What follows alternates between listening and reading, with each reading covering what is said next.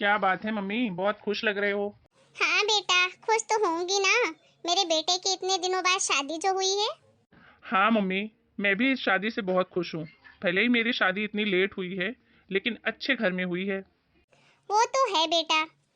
और सबसे बड़ी बात, बहू के माता पिता ने शादी हमारे हिसाब से करी है। हाँ मम्मी, और भाई के ससुराल वालों ने ना शादी में कोई कसर नहीं छोड़ी है। हाँ बेटा, और बहू के मम्मी पापा ना हैं भी बहुत सीधे साधे बेचारे। जो हमने बोला उन्होंने वही किया। हाँ मम्मी, भाभी पता नहीं कैसे तेज निकल गई।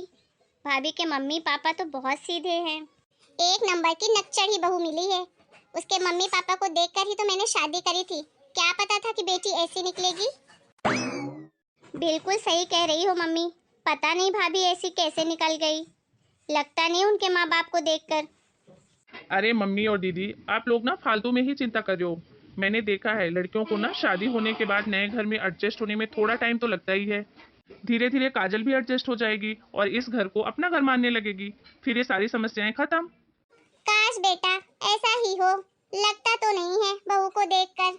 हाँ भैया, मुझे भी नहीं लगता कि भाभी हम लोगों के साथ कोई एडजस्टमेंट करेगी। वो एडजस्ट करेगी या नहीं वो तो छोड़ो, मुझे तो लगता है कि वो एडजस्ट करना ही नहीं चाहती है। अरे टेंशन मत लो आप लोग, धीरे धीरे सब ठीक हो जाएगा। पायल, जाके अपनी भाभी को बोल हम सबके लिए चाय बना कर ले आए। क्या? ना बाबा ना। नहीं मम्मी, मैं तो भाभी को चाय बनाने के लिए बिल्कुल भी नहीं बोल सकती। मुझे कोई शौक नहीं अपनी बेइज्जती करवाने का, वो भी अपने मायके में। आज सुबह जब मैं अपने ससुराल से आई थी ना, तो आप लोग मुझे हॉल में दिखे नहीं, तो मैं सीधे भाभी के कमरे में ही चली गई। फिर पता है वहाँ क्या हुआ? भाभी, भाभी, रेडी हो रहे हो क्या? हाँ दीदी, बस हो ही गई, लिपस्टिक लगा रही थी। भाभी, आपकी लिपस्टिक का कलर तो बहुत सुंदर है। बहुत अच्छी चॉइस है आपकी।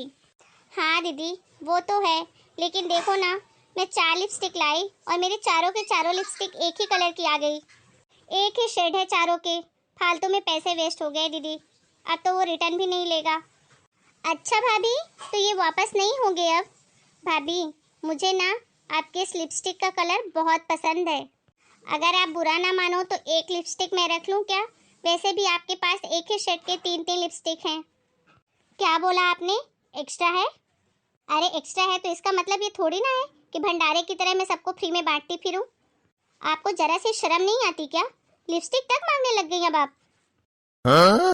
सॉरी भाभी, मेरा कहने का वो मतलब नहीं था। मुझे आपका कोई मतलब नहीं समझना, लेकिन मेरे सामान में बुरी नजर रखने की कोई जरूरत नहीं है। मैं उन बहुओं में से तो बिल्कुल भी नहीं हूँ जो शर्म के मारे या संकोच के मारे अपना सारा सामान अपनी सास और ननद को दे दे। भाभी, मैंने आपसे एक लिपस्टिक ही तो मांगी थी, उसमें इतना कुछ सुनाने की क्या जरूरत थी? अगर आपको नहीं देनी है तो साफ साफ मना कर दो। इसमें इतना बदतमीजी क्यों कर रहे हो आप? ओह, तो अब आप मुझे तमीज सिखाओगे? देखो दीदी, ऐसे तो मैं बदतमीज हूँ नहीं, लेकिन इस परिवार के लिए मैं हर समय बदतमीज ही हूँ और बदतमीज ही रहूंगी। समझ गए आप? हाँ? बड़ी है मुझे तमीज सिखाने वाली। मुझे बहुत बुरा लगा मम्मी, लेकिन मैंने आपको बताया नहीं कि फालतू घर में झगड़ा होगा। क्या बहू ने इतनी बदतमीजी की? 1 महीने ही तो हुए उसको अभी शादी को, और अभी से वो ऐसी बातें करती है। बेटा, अब तो हद हो गई है। बहू से बात करनी ही पड़ेगी। मुझसे भी वो बहुत बदतमीजी से बात करती है। कमाल है मम्मी, मुझे तो लगता था कि वो सिर्फ मुझसे ही बदतमीजी से बात करती है। वो आपसे और दीदी से भी ऐसे बात करती है। बहुत हो गया, अब तो उससे बात करनी ही पड़ेगी। काजल, ओ काजल, यहाँ आओ। मैं अपनी इंसल्ट तो बर्दाश्त भी कर लूँ मम्मी, लेकिन मैं आप लोगों को इस तरह नहीं देख सकता। क्या हुआ? क्यों चिल्ला रहे हो? क्यों इतना शोर मचा रखा है? क्या आफत हो गई? आफत तो कुछ नहीं हुई है काजल, हमारी शादी को 1 महीना हो गया है। तो क्या करूं? मिठाइयाँ बांटूं? काजल, मुझे अब पता चला है, तुम मुझसे बदतमीजी से तो बात करती हो, लेकिन मुझे आज पता चला है कि तुम मेरी मम्मी और दीदी से भी बदतमीजी से बात करती हो। ये क्या बोल रहे हो राहुल? तुम इन दोनों की बातों में आ रहे हो? इन दोनों माँ बेटियों का तो काम ही हमको भड़काना है। ये तो दोनों चाहते ही हैं कि हम दोनों का झगड़ा हो।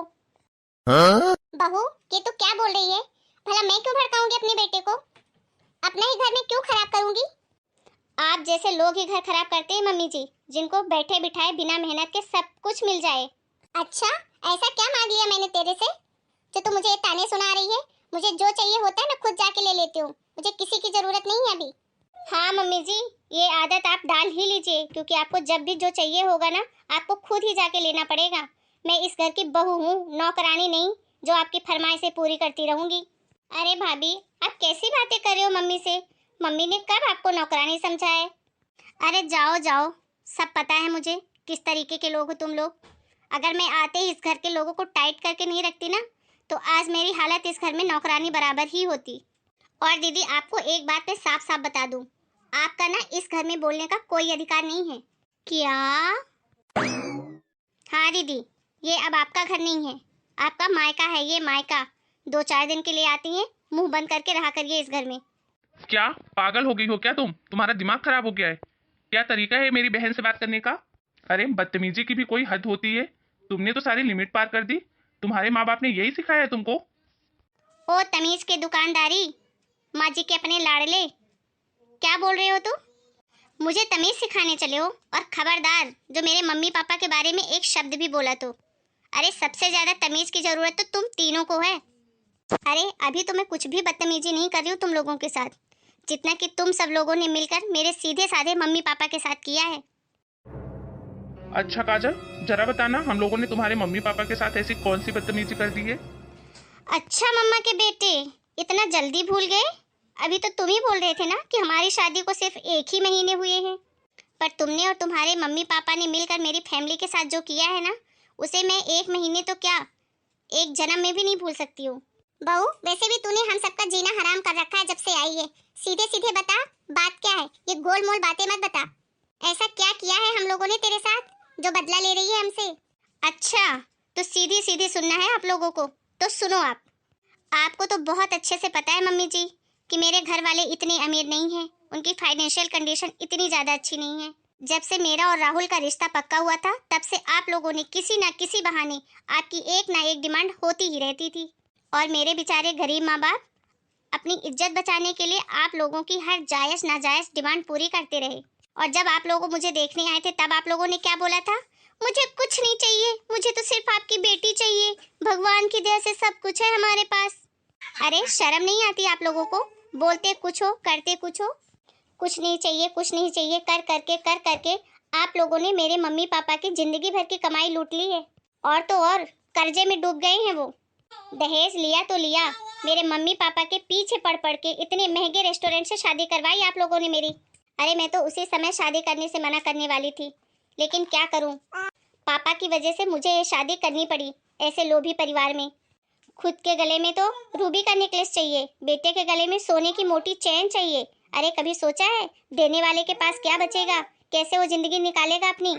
बेटी की शादी करने के बाद क्या वो फंदे पे लटक जाएं? यही चाहते हो आप लोग?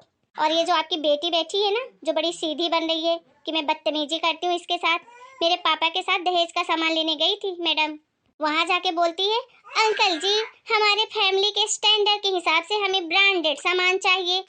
और आपकी इस लालची बेटी ने ना मार्केट में सबसे महंगा सामान जो था ना, वही खरीदवाया मेरे पापा से। अरे क्या मेरे पापा के पास पैसों का पेन है? आप लोगों को इतने स्टैंडर्ड ब्रांडेड चाहिए तो खुद के कमाई से खरीद लो ना। मेरे मम्मी पापा ने कैसे 1-1 रुपया अरेंज किया, गिड़गिड़ाया, लोन लिया, उसके बाद आपकी एक एक डिमांड पूरी करी। खून के आंसू रुलाए आप लोगों ने मेरे पापा को।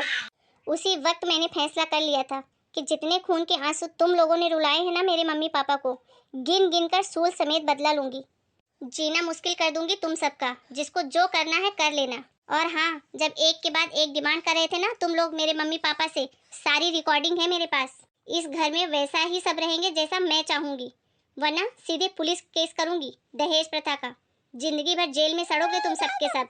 इसीलिए अपना मुंह बंद रखो और जैसे मैं रखूंगी वैसा रहो। अरे तुम जैसे लालची लोगों की वजह से हमारे देश में कितनी ही लड़कियां सुसाइड कर लेती हैं, कितनों के माँ बाप सुसाइड कर लेते हैं, और अगर किसी ने रही सही जैसे तैसे करके शादी कर भी दी तो यहाँ आके ससुराल वाले उसको मार डालते हैं। एक बात तुम सब लोग मेरी ध्यान से सुन लो, मैं उन लड़कियों में से तो बिल्कुल भी नहीं हूँ कि जो अपने सास ससुर पति के सामने घुटने टेक दे। गिन गिन कर बदला लूंगी तुम सबसे। अरे अरे राहुल बेटा, तो एक काम कर, हमने दहेज में जो भी सामान लिया है ना, वो तो इसके घर में वापस करके आ जा, नहीं तो ये हमारा जीना मुश्किल कर देगी। तो दोस्तों, आप लोगों को हमारी ये स्टोरी कैसी लगी? और दहेज के बारे में आपकी क्या राय है हमें कमेंट करके ज़रूर बताइए। और हाँ, अगर अभी तक आपने मेरे चैनल को सब्सक्राइब नहीं किया है तो फटाफट जाकर सब्सक्राइब कर लीजिए, ताकि आपको ऐसी ही अच्छी अच्छी स्टोरी मिलती रहे। अगर हमारी ये स्टोरी आप लोगों को पसंद आई हो तो लाइक करें, शेयर करें।